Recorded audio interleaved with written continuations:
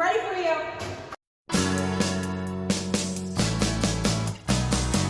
Well, this may sound very cliche. The dining room is truly one of a kind. What makes it so special is we are having in the round seating. It's kind of like, think of a football stadium or a baseball stadium. We are in a pit essentially with a little platform, and the audience will be watching us, looking down at us essentially. So I think it's pretty unique because I feel like all the scenes blend into each other rather than having like, oh, scene 1 ends, scene 2 starts, stuff like that. It's really interesting to kind of just see that play out on stage.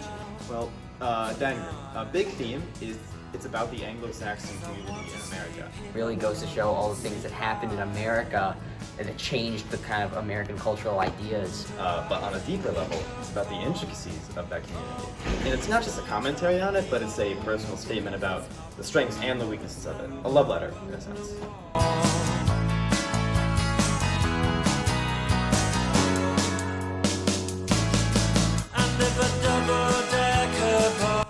Family is a huge thing in this show. A lot, the dining room is a place where every family sits down and has their food. But you learn in this show that the dining room is a lot more than that as well.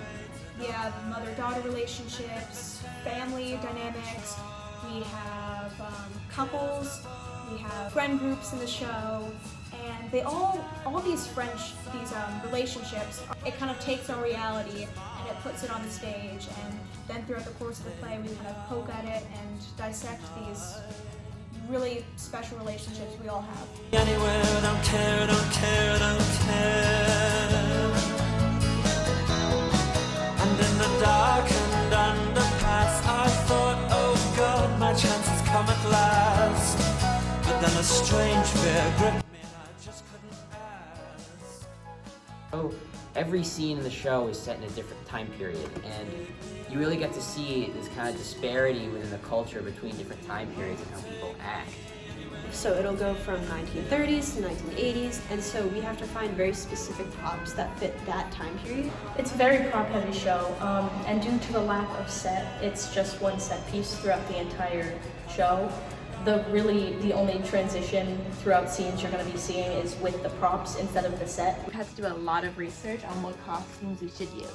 For example, we have this blouse right here that brings a lot of people back to the 1970s with florals and its colors.